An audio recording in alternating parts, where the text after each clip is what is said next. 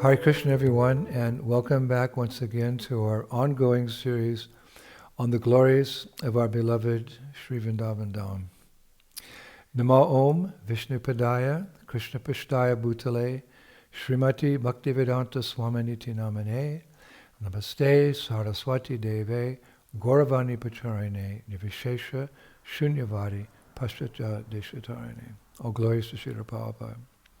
So today we are continuing with our mini-series on Stimulation for Ecstatic Love, and this will be part 140, in which we will continue our discussions on Radha and Krishna's disguises, on and on disguises.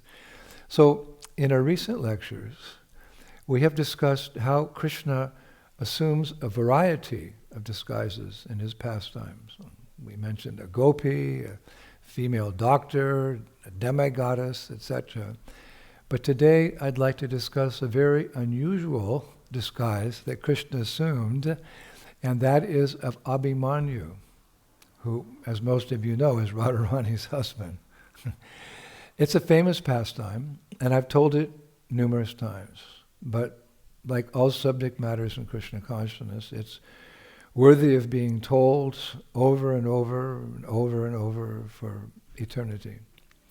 So, one day, out at Yavat, where Radharani lives with her husband, Abhimanyu, and her mother-in-law, Jatila, and her sister-in-law, Kutila, all of whom keep a watchful eye on her to make sure she never meets with Krishna. That day, Radharani actually had a scheduled meeting with Krishna in a beautiful grove. Where was it? Not far from Nandagram.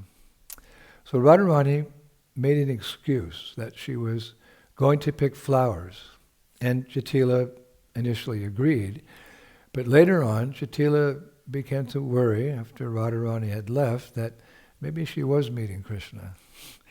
So she sent Kutila to look around the fields and pastures of Braja to see if anything was going on. Now, in time, Kutila was actually approaching the place where Radha and Krishna were meeting.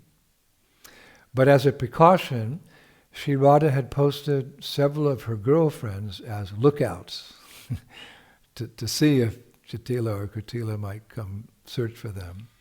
And when they spotted Kutila actually coming, they ran as fast as they could to tell Radha and Krishna. So at that moment, both Radha and Krishna cleverly went and hid themselves amongst the bushes and trees.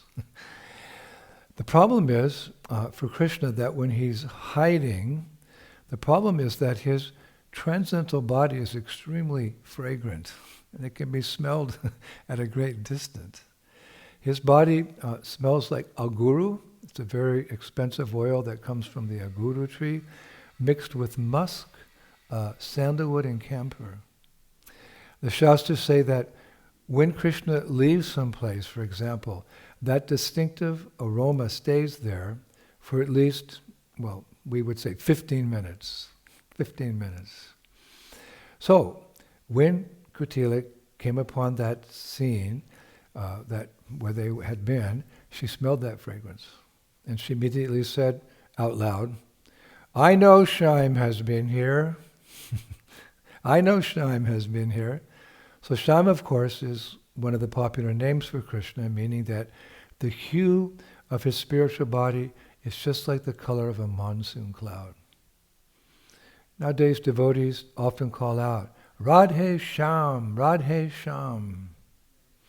Radharani's form is golden, more specifically like gold that has been melted down 10,000 times. It's described like that.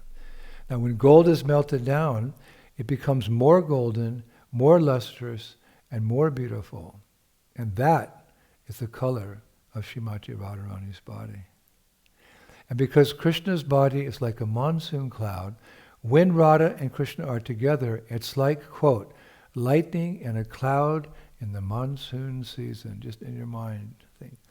Lightning in a cloud in the monsoon season. So, Kutila's in that area where Radha and Krishna were, So she's smelling this fragrance and saying, Shyam's been here. When suddenly, Radharani comes out of the forest alone with a basket of flowers, as if she had been picking them. But due to the scent of Krishna's form, Kutila said, Shri Radha, I know Shyam has been here, and you're here, so something's going on, right? Shyam has been here. But in Sanskrit, words can have different meanings. So Shyam can also mean nighttime. So Radharani, very cleverly, she said to Kutila, no, the night is no longer here. As you know, the sun rose very early this morning and there's lots of sunshine here. Night's no longer here. So Kutila got frustrated. And she said, no, I mean Hari. Hari is nearby, I can smell him. Hari means he who takes away all inauspiciousness. Very common name for Krishna, Hari. So I mean Hari. He's nearby, I can smell him. But in the word Hari in Sanskrit can also mean lion. So Radharani said, oh Kutila, you smell a lion? You've saved our lives, thank you. Me and my gopis will leave immediately. So seeing that she wasn't making any progress, Kutila just stomped off. Then Krishna did a most amazing thing. He disguised himself to look like Radharani's husband, Abhimanyu. And catching up with his sister, quote-unquote, Kutila, he said, oh, my dear sister, in the voice of Abhimanyu, what are you doing here?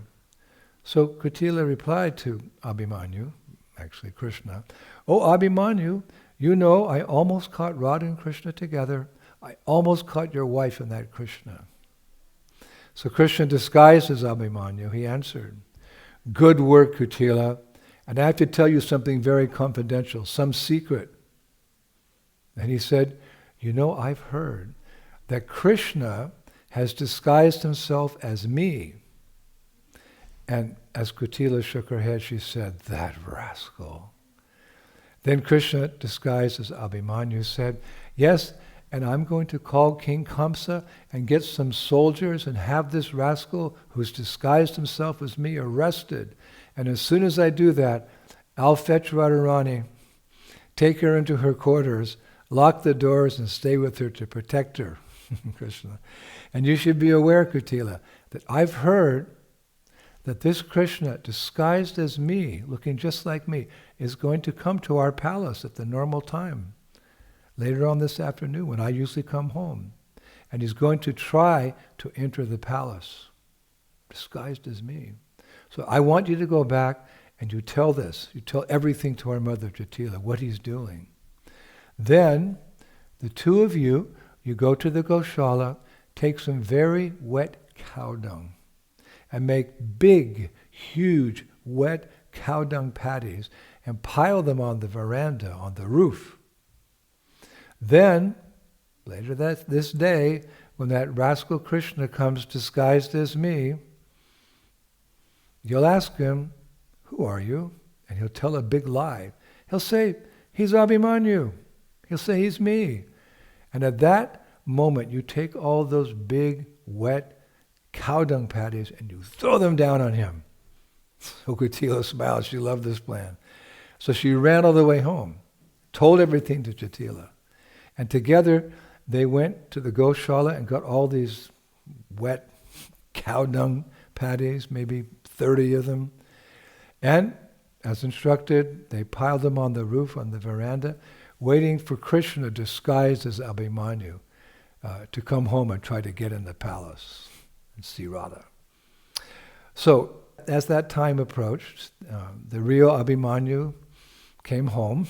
He's the real Abhimanyu. He's not Krishna disguised as Abhimanyu. The real Abhimanyu came home. But he tried to get into the palace. The door was locked. That's unusual. So then he saw his mother and sister up high on the veranda screaming at him, "You rascal, you debauchee, we know who you are, you're Krishna." And this is the real Abhimanyu. He was shocked. He said, "What?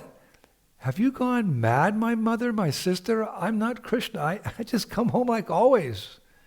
And Jatila and Kotila, following the plan. They shot back, "No, you're Krishna disguised as Abhimanyu." So Abhimanyu yelled, "No, you can come and pinch me. I'm your son." So then Jatila and Kotila yelled, "We knew you would say that," because remember? "We knew you would say that." And they started throwing the cowdung patties on him. And they were splattering all over him. In your mind's eye again. And as they threw more and more and more, they knocked him down. And finally, all 30 cowdung patties were covering him. So Abhimanyu, he muttered to himself, "Oh, they must have been possessed by a ghost. I'm going to go to Mathura and get an exorcist who can take ghosts out of people's bodies."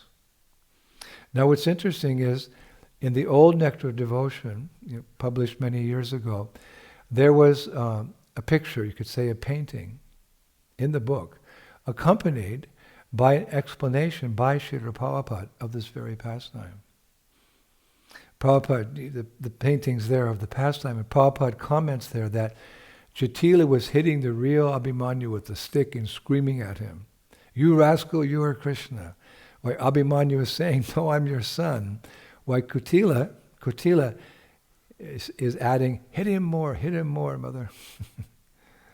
Oh, that's the pastime.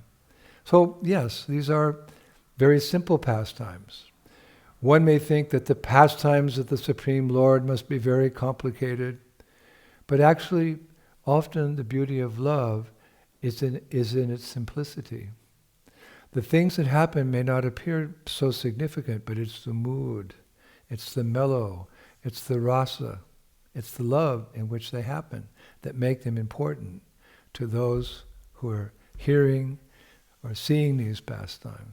It's the love. And all of Krishna's pastimes are imbued with deep love, deep rasa.